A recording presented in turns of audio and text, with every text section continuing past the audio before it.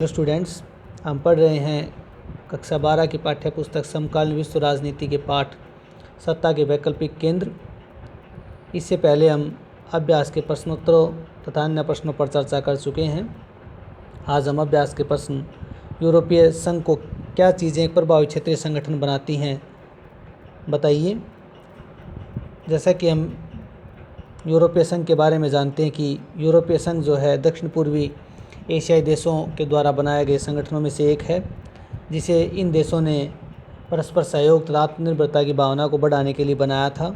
इसको प्रभावी बनाने में इसका राष्ट्रीय ध्वज, राष्ट्रीय गान और मुद्रा यूरो एक महत्वपूर्ण भूमिका निभाते हैं। यूरोपीय संघ जो है उसके पास विश्व की दूसरी सबसे बड़ी सेना है। इसके साथ साथ यूरोपीय संघ के दो देश ब्रिटेन, फ्रांस संयुक्त राष्ट्र संघ में सुरक्षा परिषद के स्थायी सदस्य हैं तथा ये सभी तत्व यूरोपीय संघ को एक अंतर्राष्ट्रीय संघ के रूप में विकसित करने में बड़ी महत्वपूर्ण भूमिका निभाते हैं। इस प्रकार कहा जा सकता है कि यूरोपीय संघ को महत्वपूर्ण बनाने में राष्ट्रीय ध्वज, राष्ट्रीय गान एवं उसकी मुद्रा जो है एक महत्वपूर्ण भूमिका निभाते हैं। अगला प्रश्न है, चीन और भारत की उभरती अर्थव्यवस्थाओं में मौजूदा एक ध्रुवीय विश्व व्यवस्था को चुनौती दे सकने की क्षमता है। क्या आप इस कथन से सहमत हैं? अपने तर्कों से विचार को पुष्ट करें। इस प्रश्न में हमसे पूछ रहा है कि चीन और भारत जो है वो एक ध्रुवीय विश्व व्यवस्था अर्थात अमेरिका को किस प्रकार से चुनौती दे सकते हैं, क्या वो सक्षम है? तो इसका उत्तर होगा कि चीन और भारत दोनों बढ़ती हुई अर्थव्यवस्था हैं और वो सोवियत संघ के विघटन के बाद विश्व व्यवस्था में अमेरिका के रूप में उभर रही विश्व व्यवस्था को चुनौती दे सकने की क्षमता रखते हैं। इसका प्रमुख कारण है विश्व स्तरीय अर्थव्यवस्था। दोनों ही देश जो हैं तकनीकी क्षमता के बल पर तथा औद्योगिकरण के कारण और अपने विदेशी निवेश के बल पर व्यापार में निरंतर वृद्धि कर रहे हैं, जिसके कारण वो अमेरिका के वर्चस्व को चुनौती दे रहे हैं। प्रभावी सैन्य क्षमता, दोनों देशों के पास अपनी प्रभावी सैन्य क्षमता है। चीन के पास जहाँ विश्व की सबसे विशाल सेना है तो भारत के पास भी एक शक्तिशाली सेना है।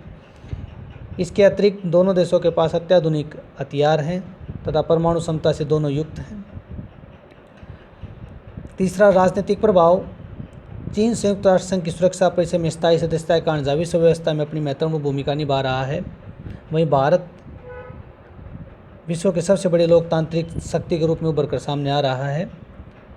इस प्रकार कहा जा सकता है कि चीन और भारत उभरती अर्थव्यवस्था हैं तथा विश्व की जो एक ध्रुवीय अर्थव्यवस्था है अमेरिका, उसको चुनौती दे सकने की क्षमता रखते हैं। अगला प्रश्न है, मुल्कों की शांति और समृद्धि क्षेत्रीय आर्थिक संगठनों को बनाने और मजबूत करने पर टिकी है। इस कथन की पुष्टि करें। विश्व के विभिन्न मुल्क अर्थात देश की जो शांति और समृद्धि के लिए क्षेत्रीय आर्थिक संगठनों की सदृढ़ता अत्यंत आवश्यक है, क्योंकि ये राष्ट्र परस्पर एक दूसरे पर निर्भर होते हैं। यह निर्भरता कृषि, उद्योग, संचार, यातायात, शिक्षा एवं स्वास्थ्य के क्षेत्र में होती है। विभिन्न मुल्कों के बीच विभिन्न क्षेत्रों में सहयोग संबंधी समझौते उनके मुक्त व्यापार एवं उदारीकरण की नीति को अपनाने को प्रेरित करते हैं। जैसे एशिया में आसियान है, सार्क है, यूरोपीय संघ इत्यादि देश हैं। इस प्रकार हम कह सकते हैं कि मुल्कों की शांति और समृद्धि क्षेत्रीय आर्थिक संगठनों को बनाने और मजबूत करने पर टिकी हुई है।